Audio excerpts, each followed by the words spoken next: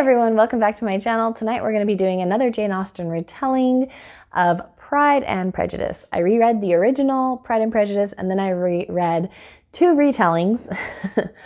Whew, and it was a lot of Pride and Prejudice and a lot of Jane Austen because I also did Persuasion this month, but you know, not sick of Jane Austen still, not at all. I just love her so much. Okay, anyways, let's just start talking about the retellings and how they compare to the original. So the first one I read was Marriageable by Soniah Kamal. This is this story takes place in Pakistan, which was really great. And probably what I enjoyed about this story the most was experiencing that culture. So like just little things, how, you know, the Lizzie character, her name is Alice, her favorite comfort food is something that I never would have expected. Like, it's not some fancy, you know, chicken masala or coconut korma or whatever it might be. It was, oh man, I don't even remember what it was. It was like, it was something super, super simple. I can't believe I'm blanking on that. Whatever. It was something really simple that I was kind of like, ooh, I could totally make that. Maybe I'll try it sometime and see what it tastes like. Just little things like that. Or just, you know, vocabulary words that they just throw out there where I'm like, what does that mean? And so I have to go Google it and kind of trying to understand more and more of the culture that she's living in. Just listing popular songs throughout the book that I've never heard of. And then authors or books that have been written by people in her culture that I haven't heard of. And so that was a really interesting part for me, immersing myself in someone else's reality. And yeah, I really liked it. It was really good, that aspect of it.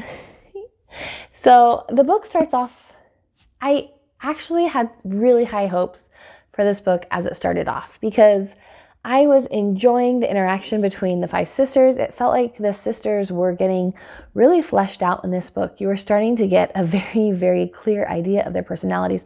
Not that you don't in Pride and Prejudice, but there was just every sister, it felt like they were getting more screen time than they did in the original.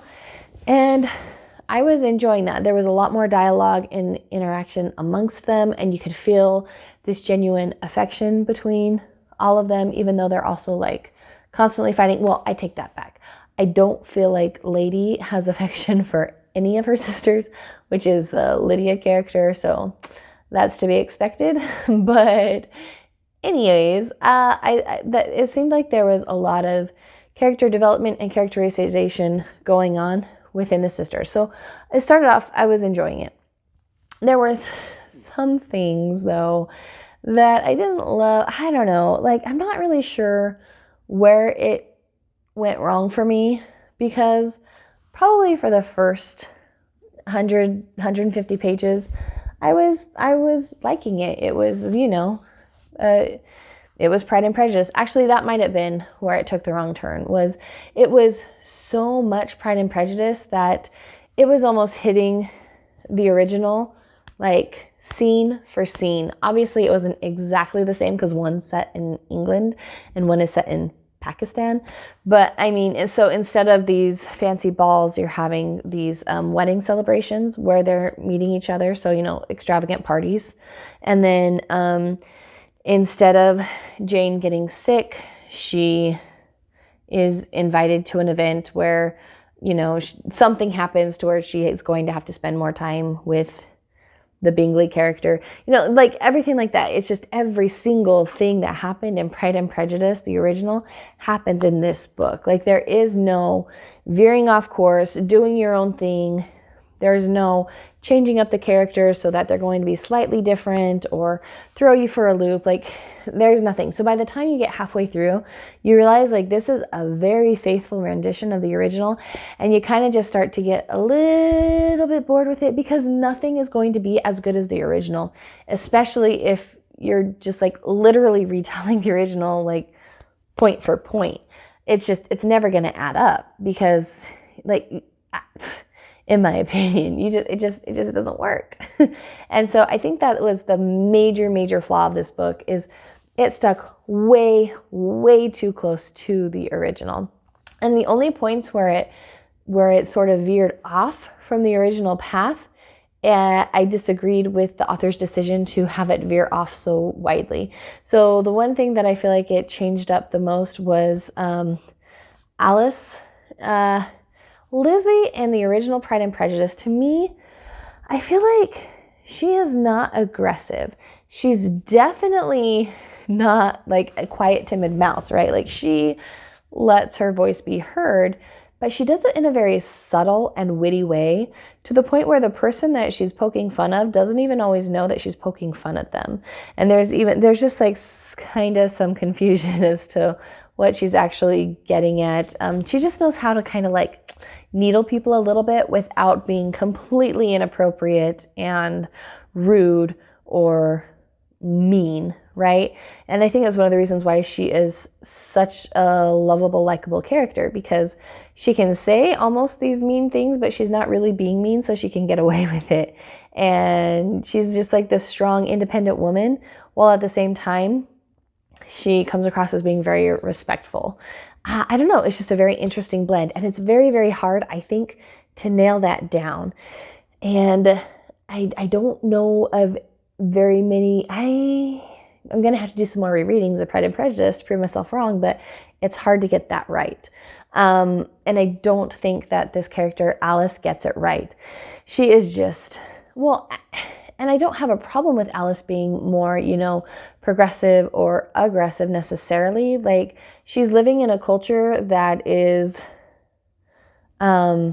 it's difficult for a woman who may want to be more independent and free thinking. It is difficult for her in this culture because everyone expects you to get married and to have children and to live a certain lifestyle. Not because legally it's required, but just culturally it's required. And so it's hard to fit into this culture and to, be at peace with yourself in this culture when that's not what you want for your life. So I empathize for Alice, the Alice character, and I understand why she might come across as being so kind of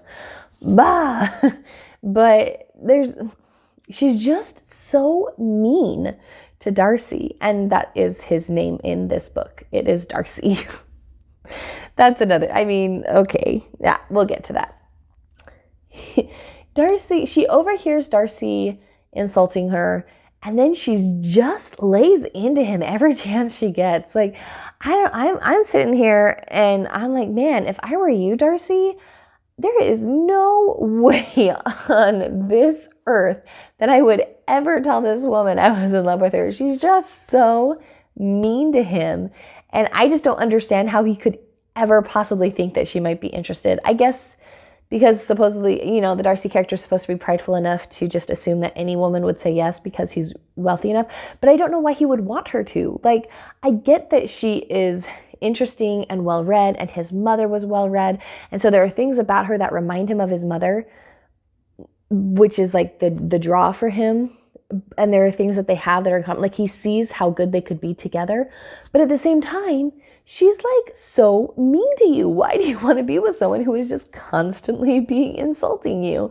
I get that you think in theory you could work well together, but you haven't had really any successful interactions.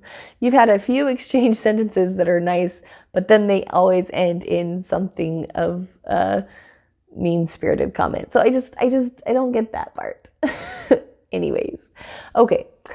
So the other part of the book, that's another thing that's kind of interesting, is like all the characters follow the names a lot. Like Darcy's name, Darcy, and her sisters are Jenna instead of Jane. And then you have Marie. Yeah, Mari. I'm not totally sure how to pronounce the name, but it's spelled Mari. And then you have Kitty, and then you have Lady. And her friend's name is Sherry instead of Charlotte, and that's Bungles instead of Bingley. So all the names very closely fit each other. And she's like this literature teacher, and Jane Austen is somebody that she greatly admires, and she teaches Pride and Prejudice in her class all the time. So she's very, very, very familiar with the story. And that, like, she never connects the dots that she's living the Pride and Prejudice story. So it's one of those things that kind of throws you out of the book a little bit. Every time she references Pride and Prejudice, because she references it quite a bit throughout the book, Alice does, the character, you're kind of like, wait, okay, you're living the story, like almost literally point by point, and you don't see it, like it doesn't, you don't think anything of this guy who's really wealthy is named Darcy. I don't know. It's just one of those kind of funny quirks that makes you kind of be like, that's a little strange, but it's fine. It's not something that can ruin the book for you. And it's not like I hated this book. It just felt very long because it, everything was so expected. The other aspect of the book that I have a little bit of a qualm with is every character that is represented as being very orthodox in her religion, in the Muslim faith, they are just like, they're just the worst. Like her sister, Marie, she has become very orthodox in her beliefs, like in her dress, and she's constantly lecturing them about this is what the Prophet Muhammad said, and this is what the Quran says, and no, you're going to go to hell if you do that. And the thing is, actually, she's amusing. Like, I find her somewhat likable. Like, I kind of wanted to laugh at one scene. Her sister, Lydia, is dancing on the table and, inappropriately with two other men, and Alice is like, why isn't anybody stopping Lady from doing this? Like, she can't do this. We're just gonna get around. And she looks around the room to see like where her sisters are and why are they not stopping this? And she sees Marie in the corner, like just watching Lady with this satisfied smile on her face, and it just mentions like that Marie must be thinking about how pleasant it is that Lady's gonna go to hell for sure, or something along those lines. And it was kind of amusing. But at the same time, it's like, okay, because the people that are specifically pointed out as being orthodox, like the other one is the Mr. Collins character. I don't remember his exact name in the book, but he's like just kind of, he's a little icky. Like they call him a purity pervert. And so, like one of the lines in the book is when he thinks about Alice's goodness, or the good girl that she must be, it warmed his loins. And it was like, oh, did you have to use that description? Like, come on. Anyway, so this guy, he's kind of gross, right? Like, he's the kind of guy that notices the girls. He's like very in tune with the immodesty that they might be wearing, and he like kind of, I don't know, it's just like kind of creepy how he like stares at it, or he has decided that it's just, the guy's just kind of weird. He's kind of off. And so is the original Mr. Collins. But I don't know, because they make such a point of talking about how orthodoxy is, and then Marie is also very orthodox. Like they actually truly believe in their faith. And they're the only characters that are pointed out as truly believing in their faith and being orthodox. It's just a very slanted view, and it makes you kind of, it makes it so that there's not any sort of balance, because there is no likable character that also truly believes in that faith. And I just, like, they're not faithful to a religion just because, for no reason. Like, there's something that it gives them, right? There is something that brings them peace or makes them happy. And so it would have just been nice if it had been balanced a little bit more and had at least one character that was also orthodox or very faithful in that specific religion, that was happy and like a good person. That's all I'm saying. Anyways, so overall, the book, it was good. It's good if you're wanting to kind of dive more into that culture. It does have the Pride and Prejudice feel to it, of course, but not my favorite retelling. And it did get a little long at the end. Whew. Okay, so the other retelling that I read was The Season by Jonah Dyer.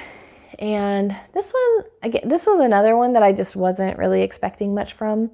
I just had to hurry and pick a Pride and Prejudice that I could do for this idea that I had for this month. And this one was available at the library. So checked it out. But I was pleasantly surprised. And maybe because I didn't have high expectations, that's why I enjoyed this one more. I don't know. But I liked the character Megan. She was flawed, just as Lizzie is flawed in the original book. But she's still likable. So she's the soccer player. She's a collegiate athlete who is very awkward around boys. Like, she's never really gotten the hang of flirting and things like that. And so she just doesn't really know how to interact romantically with men. And then she has a twin sister, Julia, who is much more adept than her and much more girly than her. Anyways, so Megan's mother was a bluebonnet debutante, and it has been her dream for her daughters to also be bluebonnet debutantes. And apparently being a bluebonnet is this huge thing. It's very exclusive. Only 7 girls a year are picked, and the way that they are picked is kind of mysterious. It's this like exclusive council that decides who gets to be a bluebonnet. So it's a big deal to be nominated. So when she's nominated, she tells her mom, she's like, there's no way I'm doing this. Like, I'm not a debutante. This is not my life. And her mom, begs her to do it. And then her dad is like, your mom and I are going through this rough time. Will you please do this? Like, it'll just help things go a lot smoother right now. So she agrees. And I actually really like this setup because I am a sucker for extravagant parties and fancy dresses and this whole lifestyle that is so foreign to me because I didn't grow up anywhere near wealth or privilege whatsoever. But I still love to read about it. It's fun, and it's fun to pretend like I am that character that gets to dress up in these fancy ball gowns. So through this whole thing, and I like that it's set up as the debutante season because there's going to be these dates and these parties where the girls are going to be given escorts if they don't have escorts. So again, it sets up the situation where they could be put together with somebody that they wouldn't necessarily want to be put together with or expect to be put together with. Although I think this was a blown opportunity because I feel like she and Andrew should have been dates at some point. He should have escorted her. Andrew is the Darcy character, sorry. And so there's a couple of things that I feel like the author missed. But first, let's take it point by point a little bit. I love that the initial meet between her and the Darcy character is actually a good meetup. Like, she doesn't hate him the very first time she meets him. They actually have a really cute interaction the first time they meet. And it's only the second time they meet that things go a little rough. And I liked that. I liked that their actual first initial reaction was good.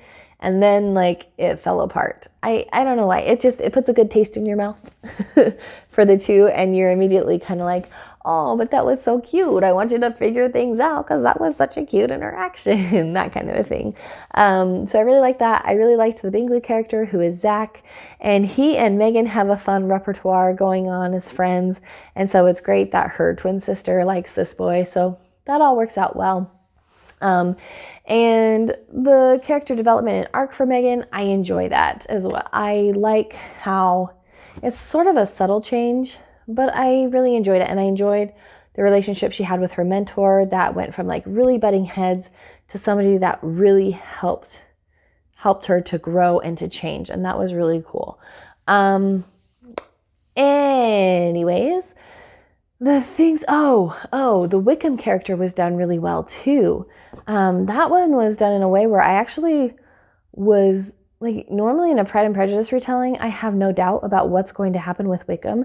And this one really had me kind of not so sure what was going to happen. I didn't know. I wasn't like positive that Wickham would be a bad guy. So that was written really well.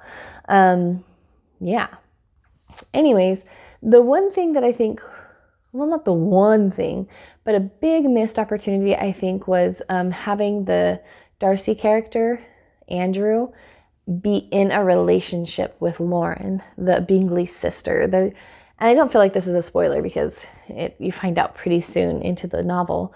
But them being in a relationship, it creates sort of this barrier to Andrew being able to actually engage with Megan on a level that you feel comfortable with as a reader. Because even though you don't like the Lauren character, like, dude, you're still in a relationship. So it's like if he gets too flirtatious with Meghan, or they start to connect on a deeper emotional level, you start to feel sort of this, okay, man, you need to like talk to this other girl, because even if we don't like her, you have committed to her. And so you need to like figure out what is going on there. You know what I'm saying? It feels like it's flirting a little too close to infidelity, which if you've watched my What Makes a Romance Good video, you will know that that's like very important to me in making a romance good, is that you stay away from the infidelity.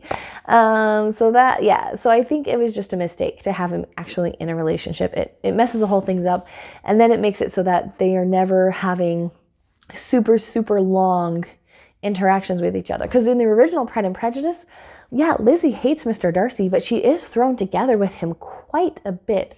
So when her mind starts to change about him, she has those opportunities to reflect on the time they spent together and to see how she might have misinterpreted certain things. And there is something of a foundation built there because they have spent so much time in each other's company.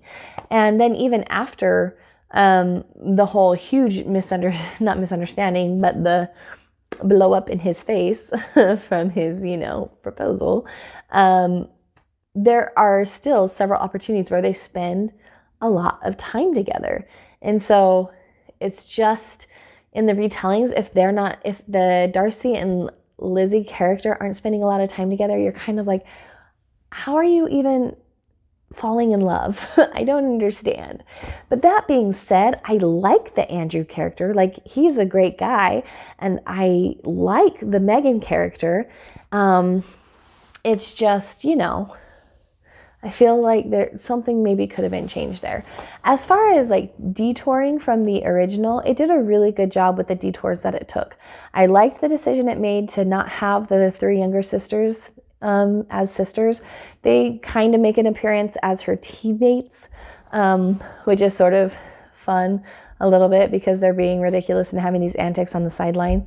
And that's good. And I like the decision of the author to actually, we're going to get into spoilers now. So if you don't want to know the rest of this, and I'm sorry if I've already gotten into spoilers, newbie trying to figure out how to do YouTube correctly, BookTube correctly.